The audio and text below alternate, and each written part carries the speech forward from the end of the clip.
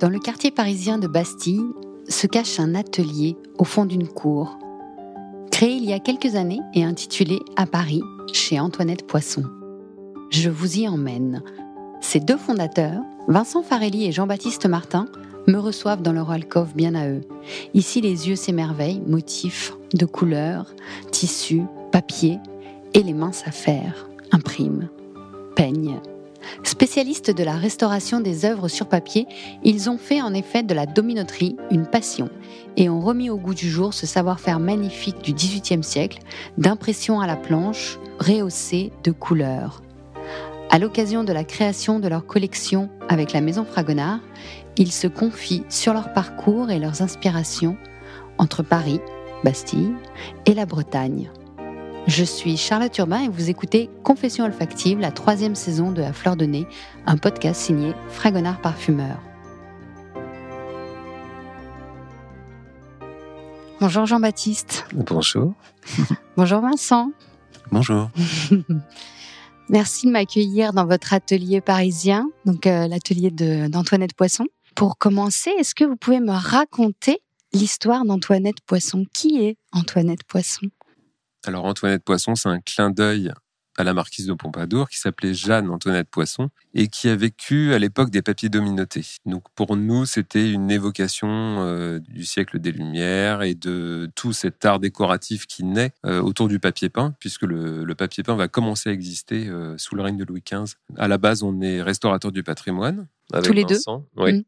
Donc toi, Jean-Baptiste, tu as fait une école de restaurateur ? Vous avez fait la même école ou ?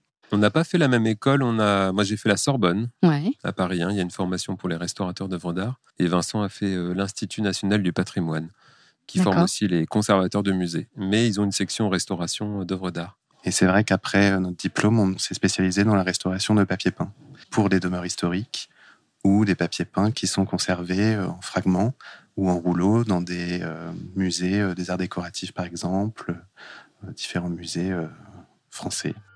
Ça doit être très stressant, non ? De partir sur une restauration d'un papier peint ancien. On imagine cette matière extrêmement fragile. Oui, on peut avoir quelques frayeurs sur le papier, puisque effectivement, c'est un matériau très, très fragile, qui se désagrège très rapidement. Quels sont ses ennemis numéro 1 ? L'humidité ? Oui, l'humidité, le feu, l'homme. Puisque on peut déchirer un papier en 2 temps 3 mouvements. C'est une mauvaise manipulation. On voit beaucoup maintenant dans les reportages, dans les musées, ils manipulent avec des gants pour ne pas abîmer le papier, etc. Mais c'est vrai que des gens avec des gants en coton abîment presque plus facilement du papier que si on touche le papier.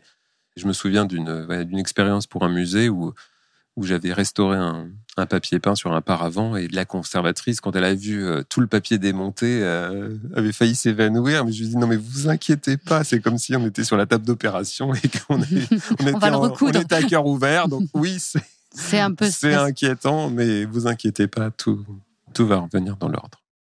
Donc c'est en faisant toutes ces restaurations que vous avez découvert le papier dominoté. Est-ce qu'on peut parler quelques minutes du papier dominoté ? On est complètement tombé amoureux de ces premières impressions, en fait, destinées à servir de décor. Donc, on collait les feuilles bout à bout au mur pour faire du papier peint. C'est les tout premiers papiers peints. Mais on s'en servait aussi pour recouvrir des boîtes, des intérieurs de tiroirs. On tapissait des alcôves. Donc, c'est les tout premiers papiers imprimés au raccord, peints à la main. Et pourquoi dominoté ? Alors, ça viendrait de Dominus, Dieu, le maître, en latin, puisque l'imprimeur de papier dominoté imprimait aussi de l'imagerie populaire et religieuse.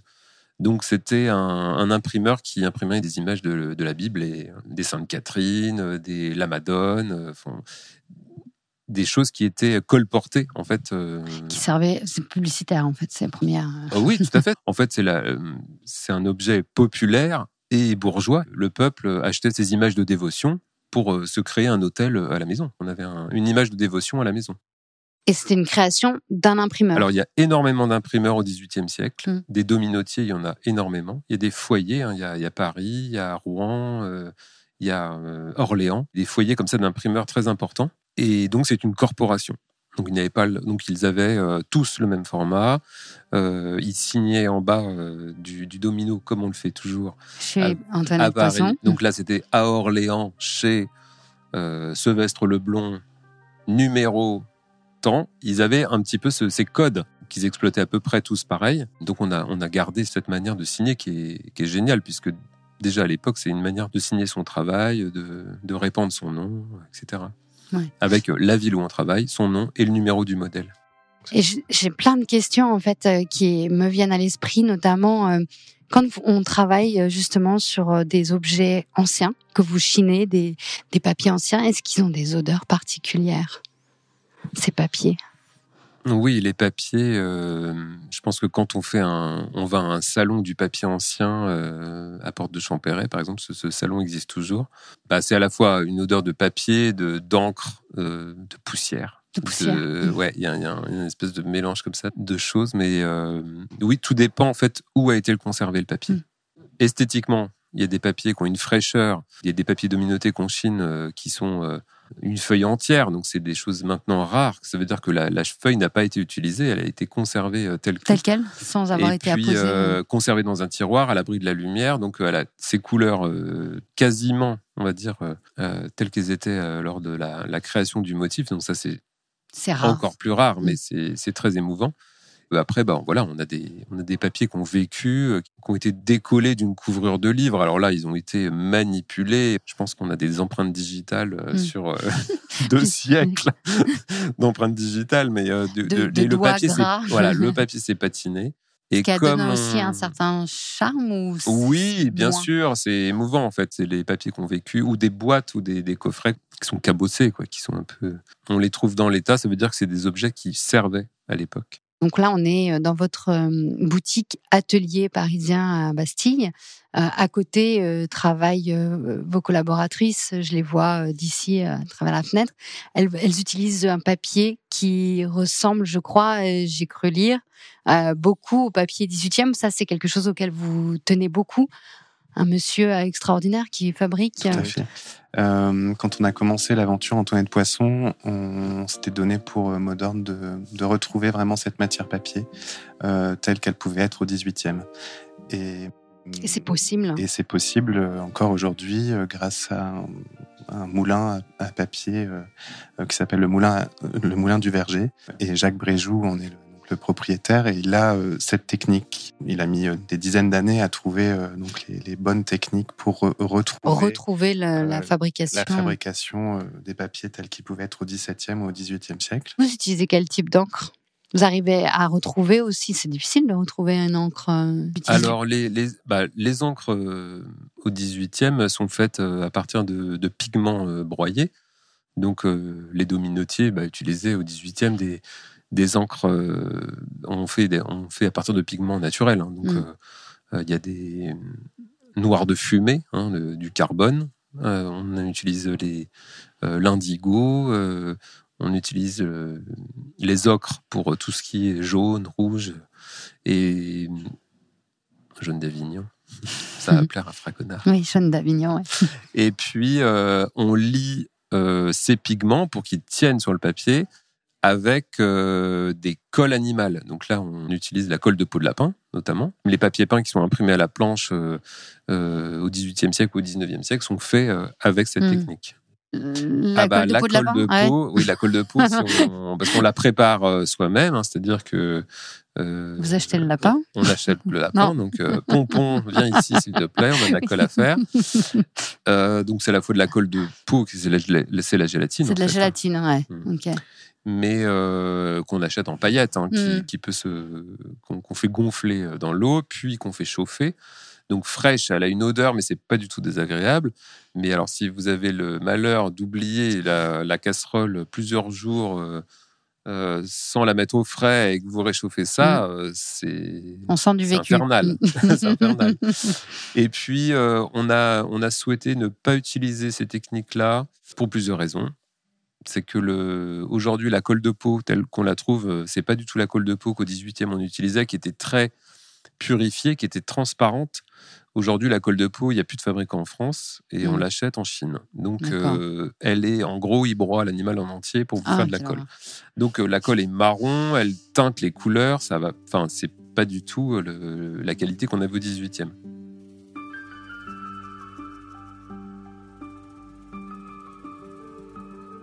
Alors, j'ai lu également que vous aviez un petit pied-à-terre en Bretagne, enfin que vous étiez installé en Bretagne. C'est une source d'inspiration, c'est un lieu... C'est une source d'inspiration.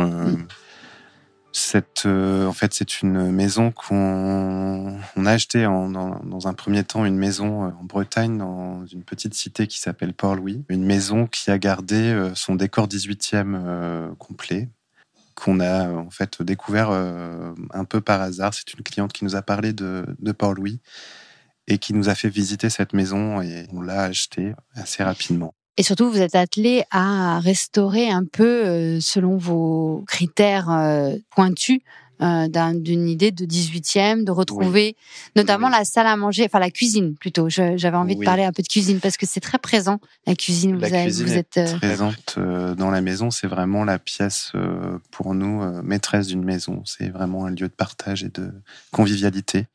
Et c'était important pour nous de faire une grande cuisine dans laquelle on puisse recevoir, cuisiner ensemble et manger ensemble.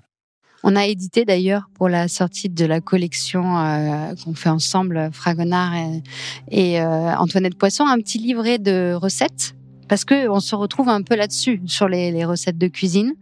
Et il y a une recette de Odette, il me semble. Ma grand-mère. C'est la grand-mère de Jean-Baptiste et qui vous a marqué. C'est une recette de votre enfance. Oui. Puis c'est vrai que dans toutes les familles, il y a des recettes qu'on répète, donc qui marquent forcément, puisque quand les gens aiment cuisiner, aiment recevoir, toujours ce qu'ils savent le mieux faire. Donc il y a des odeurs qui reviennent comme ça. Mais il y aurait une odeur un peu plus. Oui, c'est l'odeur de la viande rôtie dans le four avec. Du dimanche midi. Voilà, avec les croûtons à l'ail. Et ça, dès qu'on rentre dans la maison, ça embaume et on sait que c'est dimanche, quoi. Ouais. Et toi, Vincent, l'odeur de ton enfance, ton odeur proustienne, ce serait laquelle ? Moi, je crois que c'est aussi lié à la cuisine beaucoup. J'ai grandi en Picardie et entre Compiègne, Noyon, dans ce coin-là. Et c'est un coin où il y a énormément de fruits rouges. Je pense que moi, le plus représentatif des odeurs, que quand je ressens ça c'est vraiment la Madeleine de Proust. C'est peut-être les confitures de fruits rouges, notamment de cassis, groseille. Génial. Et pour moi, c'est mon enfance. C'est ma maman qui faisait les confitures à la maison. Et cette odeur-là, quand je la ressens, quand il y a quelqu'un qui refait de la confiture de fruits rouges, c'est addictif, non ? Oui, cette odeur. C'est addictif. Ouais, moi je la trouve addictive. Et d'ailleurs, dans votre livre, il y a un petit chapitre sur les confitures. Hein. Vous avez un couple que vous aimez en particulier. Nadège et Laura de la confiture parisienne, qu'on a rencontré il y a plusieurs années. Et puis là, on s'est dit, mais il faut qu'on fasse quelque chose ensemble. On aime beaucoup leur travail. Elles ont commencé quasiment en même temps que nous. Et donc, on a fait la confiture à base de fruits rouges. Pour faire plaisir à Vincent. Non, moi j'adore aussi. Et c'est une confiture qui plaît énormément parce que ça fait des années qu'on l'a fait. Et je pense qu'elles ont plein de confitures qu'elles abandonnent et puis elles en font de nouvelles. Mais celle-là, elle reste parce qu'elle plaît énormément. Donc c'est fruits rouges et violettes. Et c'est d'après une recette d'un gâteau historique qui s'appelle le Puy d'Amour. Et ce serait Louis XV qui aurait commandé pour la Pompadour ce gâteau, donc à base d'une espèce de sorte de marmelade à l'intérieur de fruits rouges et violettes. D'après des écrits historiques, Nadège et Laura ont réinventé une recette. La remettre au goût du jour et puis l'adapter pour une confiture. Mais on a le côté très gourmand des fruits rouges et la pointe de violette qui vient réveiller cette gourmandise. Ouais. Et qui donne un petit côté justement Pompadour, non ? La violette, je sais pas pourquoi. Ah oui, c'est très délicat. Ça n'étouffe pas le fruit rouge, quoi. C'est bien dosé. Je trouve qu'il y a toujours un côté très désuet avec la violette. Ça apporte toujours une petite saveur d'antan, de grand-mère. Alors, j'ai vu que dans les papiers dominotés, il y a quand même beaucoup de motifs floraux. Et qui dit fleur dit parfum, dit odeur. Vous avez des fleurs qui vous émeuvent particulièrement? Moi, j'aime beaucoup les tubéreuses, mais après, c'est très bon, les tubéreuses, c'est très particulier. C'est vrai que ça peut être trop, donc c'est à petite dose. Après, non, de baies des fleurs comme les violettes, par exemple, c'est très délicat, c'est éphémère, et c'est quand vraiment elles sentent quelque chose, c'est magique, quoi. Mais je pense que le vrai leitmotiv dans nos papiers dominotés, c'est quand même la rose, qu'on retrouve énormément au XVIIIe siècle et qui se stylise très bien, très facilement sur les motifs. C'est quelque chose qu'on peut avoir. On retrouve énormément la rose. Alors la rose, elle est souvent associée à Marie-Antoinette, d'ailleurs. Enfin, nous, en tous les cas, dans l'histoire de la parfumerie, dans notre musée à Paris, on a un coffret qui est estampillé aux armoiries de Marie-Antoinette, et dedans, on sait que c'était certainement des flacons de parfum, d'eau de toilette à la rose, parce que Marie-Antoinette est représentée d'ailleurs par Vigée Lebrun avec une rose. C'est vrai que c'est un motif très 18e. Mais par contre, vous n'avez pas choisi ce motif pour notre collection. Oui, au niveau du motif. Que vous avez dessiné, qui a été dessiné spécialement pour la cuvée de cette nouvelle huile d'olive. Tout à fait. Et en s'inspirant de Clément. Bien sûr. Il fait partie de l'équipe du musée du costume à Grasse. Nous a gentiment envoyé des motifs d'inspiration de la collection ancienne. Des textiles anciens de la collection Fragonard. Et notre attention s'est tout de suite portée sur les tissus fonds ramoneurs. Donc, c'est les fonds qui sont très sombres. Très sombres. Cette idée de bois dormant pour l'huile d'olive nous évoquait aussi quelque chose d'un peu intriguant et un peu mystérieux. Mais malgré tout, le fond ramoneur ramène à la Provence aussi, parce que c'était quelque chose qui était... C'est un motif très populaire à l'époque. En Provence. Et je trouvais ça bien de pouvoir l'intégrer dans cette collection, avec des branches évidemment d'olivier, et puis quelque chose de plus fragile et délicat que sont les liserons, fleurs de liseron, volubilis, on peut les appeler de différentes manières, mais avec un contraste très frais et léger, et ce fond un peu... Oui, ces petites fleurs toutes délicates, bleu ciel et rose, presque un rose pêche, très joli. Et est-ce que le fait de travailler avec un parfumeur, pour vous, qu'est-ce que ça évoque? Nous, il y a le papier peint qu'on apprécie beaucoup, le papier dominoté pour son côté très graphique. Oui, et puis le côté très fait à la main. Enfin, on est le côté vraiment, très artisanal. Il y a le côté artisanal du fabricant de papier, puisqu'on n'est pas du tout sur un procédé industriel. On est sur l'impression à la main, peint à la main, au pochoir. On fait nous-mêmes nos couleurs. Donc, il y a une pâte, il y a quelque chose, et il y a un parfum qui se dégage de tout ça. Mais au-delà du décor, un parfum de savoir-faire et d'artisanat, de choses un peu de patience aussi, non? De patience et de longévité sur qui vous vient, de pérennité. Quelque chose. C'est ce qu'on disait au tout début. D'ailleurs, quand on a commencé à faire ces papiers, en essayant de les promouvoir à des gens qui connaissaient absolument pas, on disait mais vous pouvez vous refaire des décors qui vont durer 200 ans au mur, et là, oui, mais je m'en fous. Je vais pas vivre 200 ans. Oui, mais vous vous rendez pas compte, on est à une époque où on jette, on achète quelque chose pour 6 mois, puis on jette et on change. Et là, vous faites un vrai choix, et c'est quelque chose qui va vous durer toute la vie, que vous allez transmettre. Enfin, c'est à la fois du patrimoine français, c'est de l'artisanat français, c'est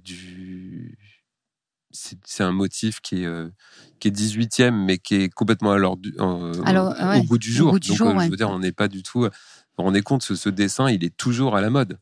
Donc, en tous les cas, c'est pas faire une erreur que de choisir ce décor-là. Donc, par rapport au parfumeur, par rapport à la cuisine, tout ça, c'est des choses qui sont liées. Quand on aime... les choses faites à la main, c'est comme quand on fait un plat ou un gâteau. Enfin, je veux dire, il y a de la matière, il y a des odeurs. C'est pareil. Et puis les parfumeurs, nous, c'est un métier qu'on a découvert aussi. C'est des choses qu'on aimait, de faire des notes olfactives. Ça, on a pu le faire. Et là, c'est fantastique de pouvoir le refaire encore pour de la savonnerie, pour de l'huile d'olive. Pour de l'huile d'olive. Alors là, la boucle est bouclée entre Après les confitures, l'huile d'olive. Voilà, parce que évidemment, la cuisine fait partie des plaisirs de notre vie. Et les parfums sont aussi quelque chose, alors que vous vivez dans la cuisine, mais que vous vivez aussi dans votre métier, puisque vous avez ces magnifiques cartes parfumées. En fait, l'idée de ces cartes, c'était effectivement d'être positionné dans un sac à main, dans une commode, pour parfumer, être positionné dans une enveloppe pour être envoyé à l'être aimé avec un petit mot derrière.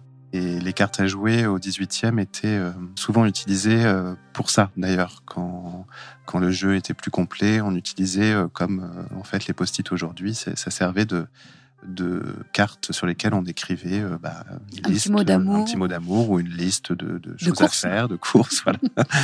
pour d'autres choses. Et en fait, chaque carte peut avoir une signification qu'on lui trouve, qu'on lui donne. Et envoyer une carte avec un valet de cœur ou un as de pique. Ou un as de pique. C'est pas le même message. C'est pas forcément le même message. Donc ça, on aime beaucoup cette idée. Et les senteurs que vous avez sélectionnées, choisies. Alors les senteurs sont liées à la vie de la marquise de Pompadour.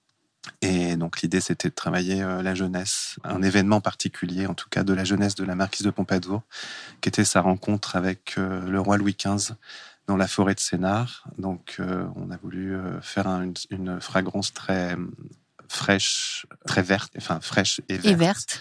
Et une deuxième fragrance après pour son arrivée à Versailles avec un gros bouquet de fleurs fraîchement coupées qui représente un peu son ascension sociale. Il y a de la rose, non, un peu dans celle-là. Il y a beaucoup de fleurs blanches. Beaucoup de fleurs blanches, ouais. Très floral. Et de lilas. Très floral. D'accord. Et l'idée, c'était vraiment faire cette sensation qu'on peut avoir quand on rentre chez un fleuriste, avec cette idée d'eau aussi. Les bouquets dans les grands seaux d'eau. Ouais.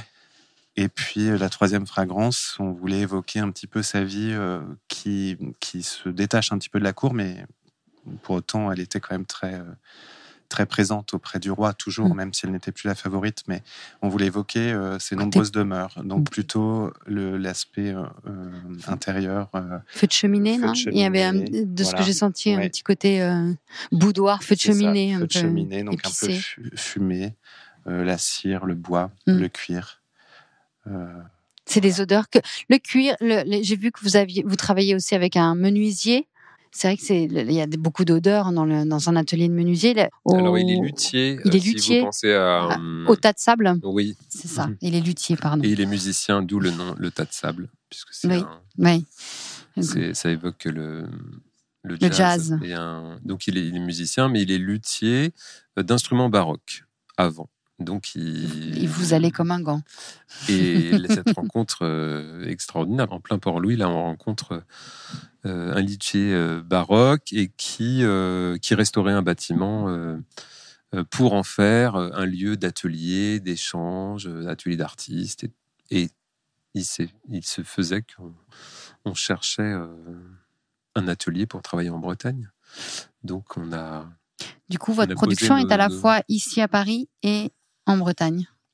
Tout ce qui est artisanal, papier dominoté, objet est toujours fabriqué à rue Saint-Sabin, à Paris. Et puis, on a déménagé avec notre bureau et notre bureau de création toute la partie papier peint en rouleau. D'accord. Voilà. Et puis, donc maintenant, vous signez là-bas à Port-Louis, chez Antoinette Poisson. Mais on a fait une expo l'année dernière dans une galerie. Et on a failli et on l'a fait d'ailleurs sur les vitrines. On a mis à Port-Louis chez Antoinette Poisson. Donc c'est beau quand même. C'était très mignon. Mais dans la partie toujours artisanale et faite à Paris, et on a juste délocalisé le papier peint. On a déjà pas mal parlé, mais j'avais juste une dernière. Ça m'avait beaucoup marqué dans votre très joli livre que vous avez édité chez Flammarion. Il y a des recettes de cuisine qui suivent les saisons. Et avant de faire connaissance avec vos recettes de cuisine, vous parlez des saisons et vous parlez beaucoup, sans le vouloir peut-être, mais en tous les cas, moi, ça m'a frappé, d'odeur. Donc, il y a, à chaque fois, vous associez des aliments, des cueillettes sur les saisons. Je pense à l'automne avec les champignons, les châtaignes. La nature, c'est important pour vous ? Oui, c'est important. Et c'est aussi pour ça qu'on s'est délocalisé en partie là-bas. C'est que la nature elle reste très importante et pour notre inspiration. Et puis pour continuer à dessiner des motifs floraux. Oui, tout à fait. Ouais, on se promène beaucoup dans la nature, dans la forêt et en bord de mer aussi évidemment, puisque c'est tout proche. Merci beaucoup Vincent, merci Jean-Baptiste. Merci à toi. Merci. Je suis Charlotte Urbain et vous venez d'écouter À Fleur de Nez, un podcast signé Fragonard Parfumeur. Karen Loyer a fait la réalisation et le mix de cet épisode sur une musique de Jérôme Petit. La production est supervisée par Lou Média. Et pour découvrir d'autres portraits olfactifs, je vous retrouve le mois prochain pour un nouvel épisode. Merci à tous pour votre écoute et si cet épisode vous a plu, n'hésitez pas à vous abonner, à laisser des étoiles et des commentaires et à partager le podcast.